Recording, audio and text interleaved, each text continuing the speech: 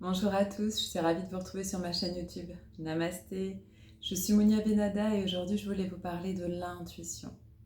Qu'est-ce que l'intuition? Cette, Ce concept, cette forme de connaissance est intrigante. Dans le dictionnaire, l'intuition est définie comme une forme de connaissance qui est immédiate et qui ne recourt aucunement à l'analyse.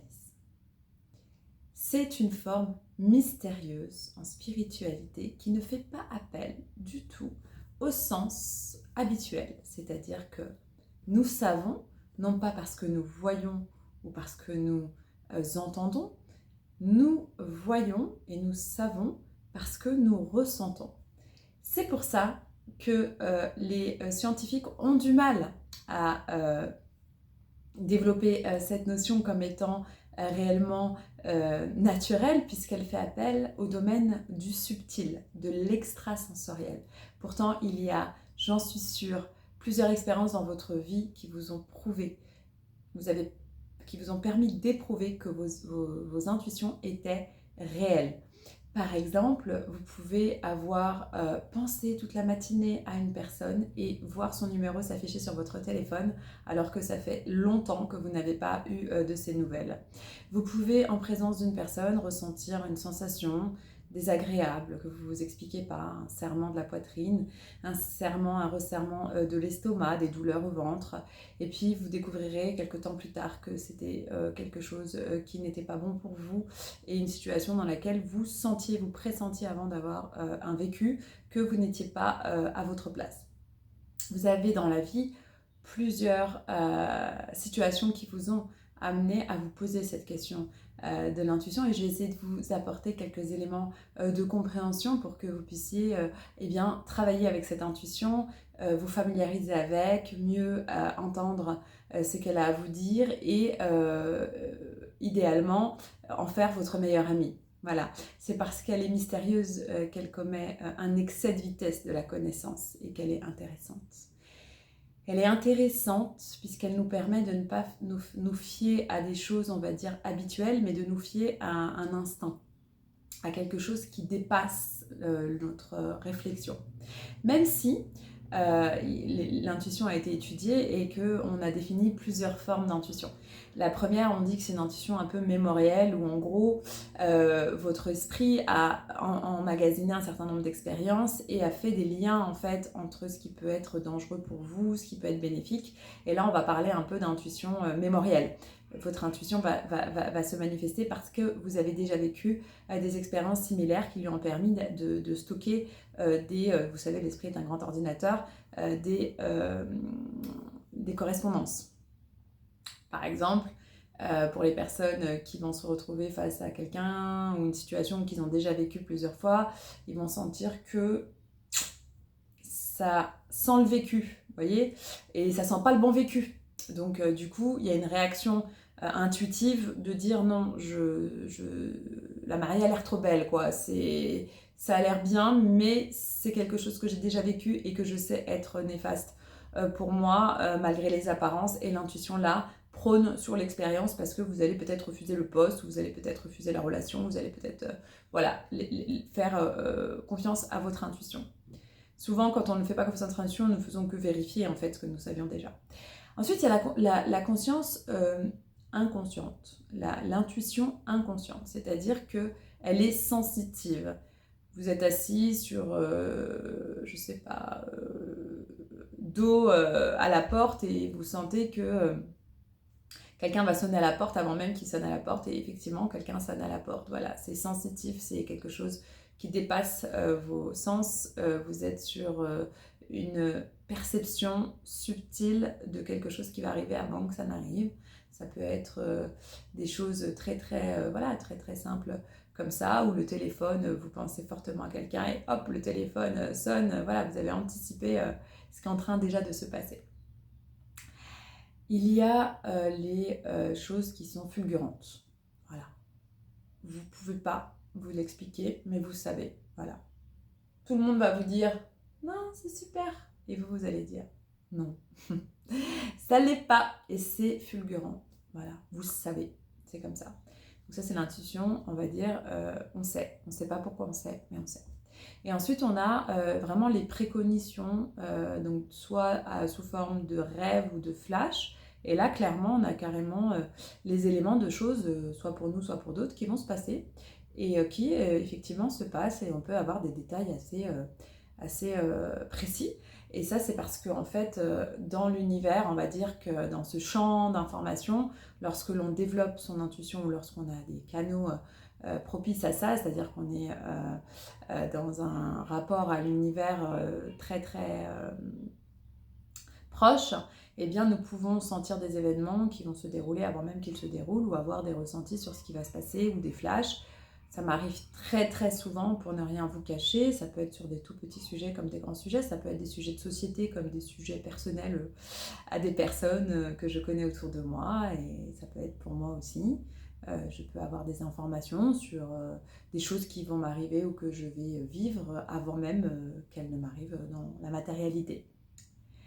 Et pour ceux qui vivent ça, n'en ayez pas peur, hein, c'est pas un tard, c'est pas une tare, au contraire, c'est très agréable. Familiarisez-vous avec ça, ayez même de l'humour avec ça, quoi.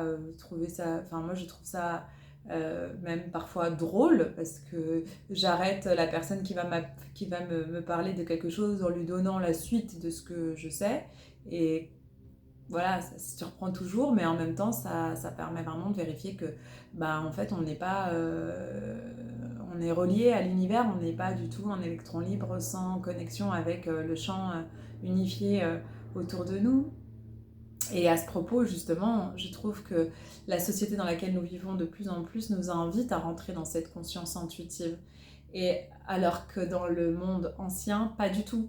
Je distingue le monde nouveau du monde ancien, c'est-à-dire la 3D de la 5D. Et dans la 3D, dans le monde très matérialisé dans lequel nous avons vécu jusque-là, il y a quelques années, eh bien, c'était vraiment une conscience qui analyse tout. Elle nous situe par rapport au temps, à l'espace, par rapport aux autres, elle mesure tout. Et elle nous rend en fait malheureux de ce fait, puisque du coup on est toujours en comparaison avec quelque chose d'existant, on est en compétition quelque part, hein. C'est un peu la loi du marché telle qu'on l'a connue, avec des projections, des nostalgies, des angoisses, des craintes de ne pas être à la hauteur, pour peu que vous ne remplissiez pas les critères de cette société-là. Si vous ne les remplissez pas, vous pouvez, dans cette conception analytique, vous sentir complètement en décalage et complètement nul, alors que vous n'êtes peut-être pas du tout nul, et vous n'êtes très certainement pas du tout nul. Vous êtes juste, en comparaison à cette échelle de valeur, pas du tout dans les catégories, vous êtes hors catégorie. Heureusement, il y a une nouvelle forme d'émergence de conscience, qui elle justement est plus intuitive, qui est en train de prendre de plus en plus de place sur Terre. Et contrairement à cette conscience analytique, eh bien, elle est branchée non pas sur nos 5 sens, voilà, on ne se fie pas juste à ce qu'on voit, ce qu'on entend et ce qu'on sent au niveau olfactif, on se fie à ce qu'on sent au niveau extrasensoriel, et on est branché vraiment sur nos ressentis. On est branché sur la télépathie, l'intuition, la médiumnité, et ça nous relie au subtil, et surtout, ça nous relie à notre moi profond, à notre moi d'origine, à notre nature. Les sagesses ancestrales le savent très bien, elles vivent de cette façon-là, même même pendant que nous vivions dans l'ère de la matérialité, elles continuent à vivre dans cette ère qui émerge seulement en Occident, mais qui existe déjà depuis longtemps dans les sagesses orientales et ancestrales, non occidentales. Et cette façon de vivre est une façon beaucoup plus naturelle, qui est en lien avec la nature, avec les animaux, avec l'univers, et qui nous permet de ne pas nous stresser, de ne pas nous comparer, de ne pas nous inquiéter. Si on suit cette guidance intuitive interne, cette boussole, eh bien, il n'y a pas de bon ou de mauvais choix, il n'y a pas de mauvaise, comment dirais-je, vie. Il y a juste une reliance à quelque chose de plus grand, à quelque chose de plus doux que parfois notre mental ego qui lui va justement être dans la comparaison, être dans la performance, être dans le jugement. Lorsque vous êtes dans l'intuition, vous êtes sur quelque chose qui, certes, pour les anciennes façons de penser, correspond à des stratégies complètement inconnues, mais vous êtes sur quelque chose dans la durée qui va vous faire du bien, quelque chose qui va vous permettre de vous sentir vivant, de vous sentir en reliance, de vous sentir constamment dans un rapport à vous sincère, authentique, dans un rapport aux autres aussi, sincère et authentique. Vous n'allez pas être une version figée du persona que vous vous êtes créé à travers vos blessures. Vous êtes quelqu'un qui évolue avec la nature, avec le subtil. Et du coup, vous êtes informé et vous informez le champ unifié et vous gardez une connexion telle que le font les animaux, telle que le font d'autres personnes. Voilà. Donc c'est vraiment une conscience que j'encourage à développer. C'est quelque chose dont il faut vous familiariser sur le chemin de la spiritualité, de votre chemin spirituel, de vous rapprocher de cette authenticité de vie, de cette source de bien-être aussi, parce que lorsque vous êtes guidé par votre intuition, eh bien, vous n'avez pas peur, puisque vous savez que tel un GPS extrêmement performant, vous aurez toutes les informations nécessaires à votre bien-être au fur et à mesure de votre cheminement. Donc vous profitez de l'instant présent, vous n'êtes pas en crainte, en peur, vous savez que tout ce qui vous sera enseigné, enfin toutes les informations qui devront vous être transmises seront transmises par les bons canaux et pas par des systèmes, on va dire, qui ne veulent pas votre bien. Vous voyez ce que je veux dire? Vous n'allez pas être manipulé puisqu'il s'agit de votre petit guide intérieur qui est relié à votre joie et à votre essence même. Donc là-dessus, je vais aussi vous donner des petits tips pour ressentir l'intuition et pour la développer. Déjà au niveau corporel, ça commence par là. Lorsque vous êtes en présence de lieux, de gens, de situations, analysez comment vous vous sentez physiquement. Quelles sont les manifestations physiques de votre corps? Est-ce que vous sentez une gêne au niveau de la poitrine? Est-ce que vous avez votre ventre? Vous le savez, c'est le deuxième cerveau qui se resserre, qui se contracte et vous n'arrivez pas à vous détendre. Est-ce que vous avez une sensation de fourmillement, de frisson, de froid? Essayez d'analyser comment votre corps réagit à l'intuition, c'est-à-dire comment votre corps vous informe. Par exemple, moi, en tant que magnétiseuse, ce sont les bâillements. Si je suis en présence de quelque chose qui intuitivement draine mon énergie, abaisse mon énergie, je vais bâiller, je vais savoir qu'à cet endroit ou avec cette personne, il y a des choses lourdes. C'est pas forcément méchant, hein, mais en tout cas, ça vous donne une information. Peut-être que vous n'allez pas y passer toute la journée. Voilà. Ou si vous y passez toute la journée, vous allez vous protéger, entre guillemets, vous offrir un cercle bienveillant autour de vous pour pouvoir ne pas absorber toutes ces énergies. Donc ça, c'est très personnel pour moi. Donc c'est les bâillements. Hein. Si je bâille, je ne suis pas fatiguée pendant toute une conversation, je sais que voilà, la personne en face...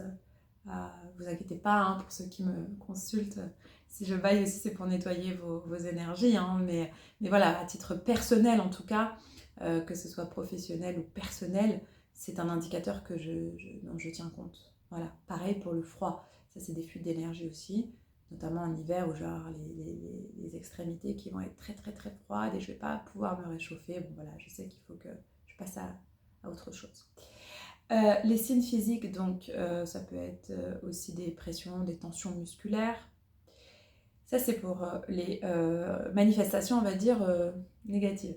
Pour les manifestations positives, ça peut être une sensation de vitalité, une sensation de bien-être, une sensation de joie, une sensation de rire, de sourire, une envie de vivre la situation encore et encore et encore. Ça peut être la réciprocité dans le visage de votre interlocuteur ou de la situation d'énergie vibratoire haute, quoi. Et ça, ça peut aussi dans le corps vous donner des frissons. Pour d'autres raisons, pour le coup, chaque personne, la chair de poule, il y en a qui peuvent avoir la chair de poule, ça peut vous donner un élan, ça peut, voilà. Donc regardez comment dans votre corps, les informations intuitives sont transmises personnellement de vous à vous-même. Il y a des thérapeutes qui travaillent là-dessus, notamment sur la réflexologie, etc. Enfin, sur tout ce qui concerne les muscles. Les muscles ont une mémoire intuitive. Donc certains interrogent les muscles pour avoir des réponses sur leur vie. Vous pouvez aller consulter ce genre de personnes aussi si vous souhaitez, si vous êtes sensible à ça. Et vous avez donc des pierres qui peuvent vous aider à développer votre intuition, comme la première et ma préférée, l'améthyste, que vous pouvez mettre à côté de votre lit lorsque vous vous couchez pour que ça favorise des rêves conscients. Il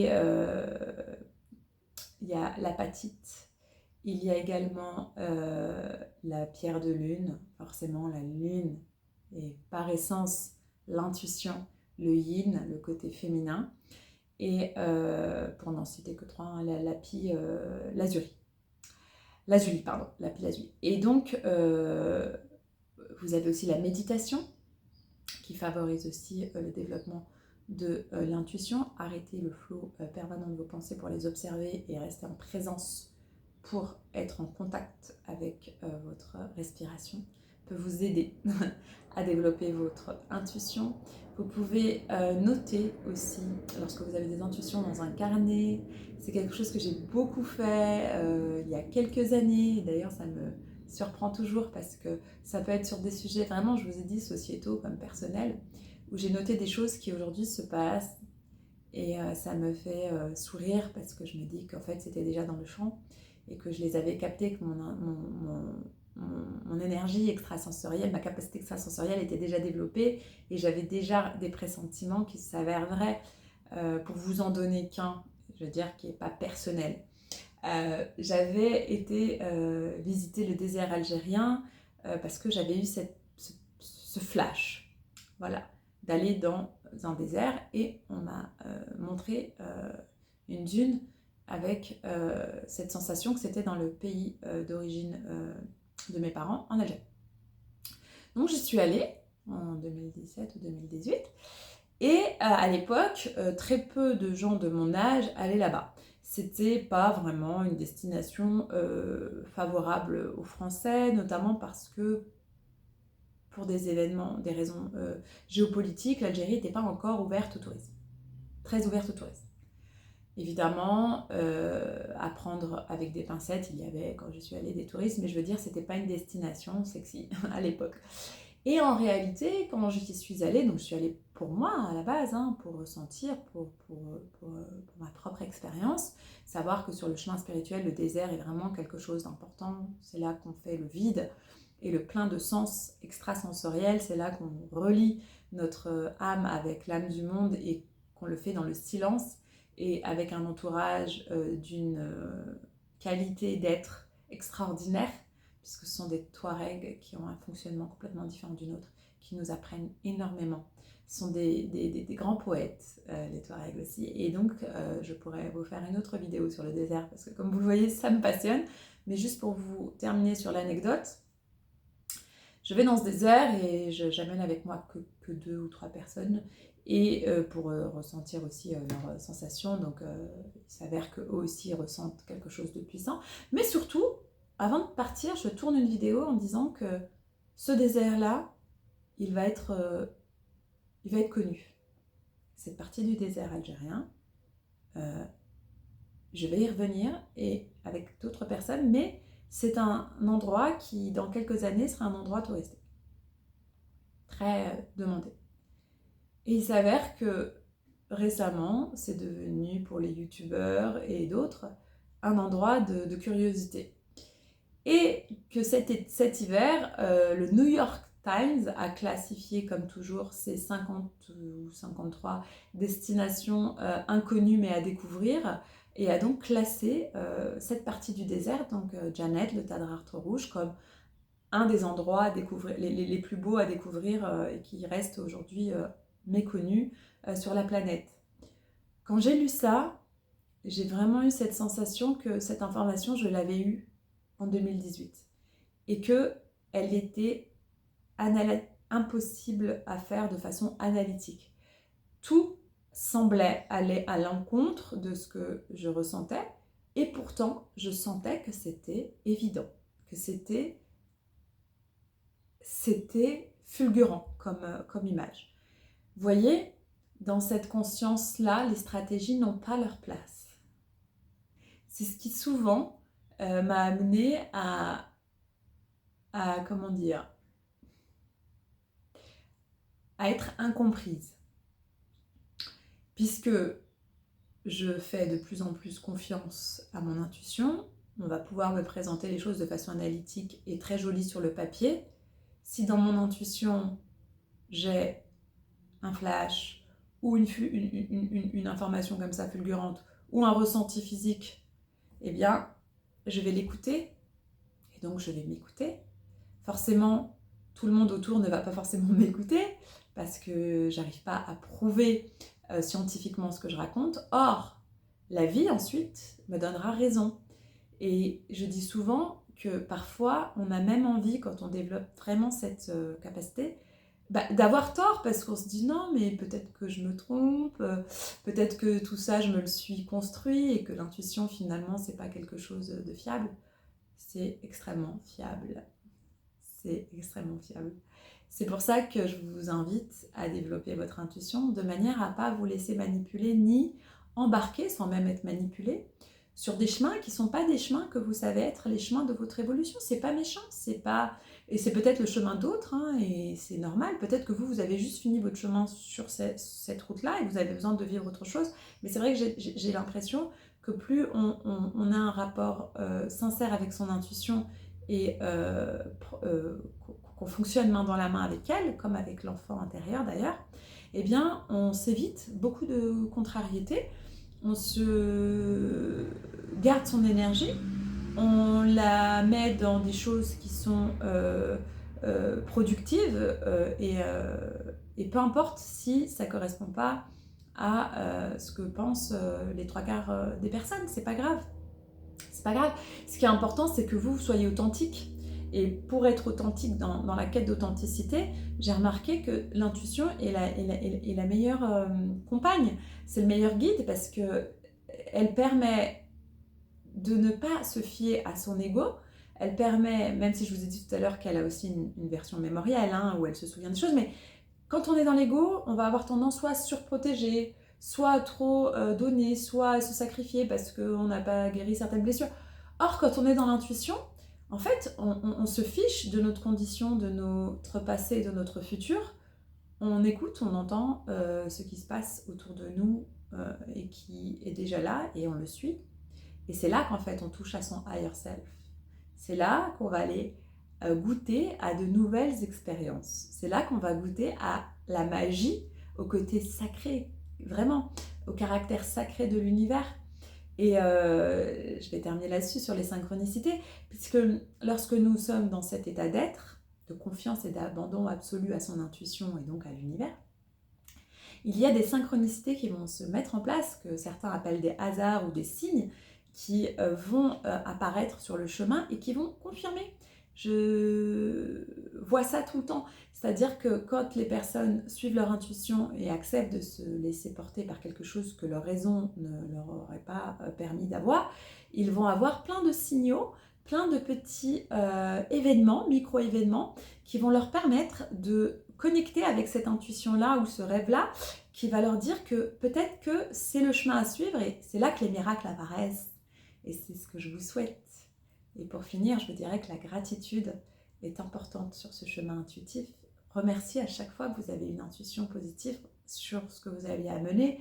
Remerciez à chaque fois que la vie vous prouve que vous avez raison de ne pas vous inquiéter lorsque votre guidance vous dit quelque chose et que vous devez remercier pour ce don de l'être humain, cette capacité. On a les 5 sens et puis on a tous les autres sens.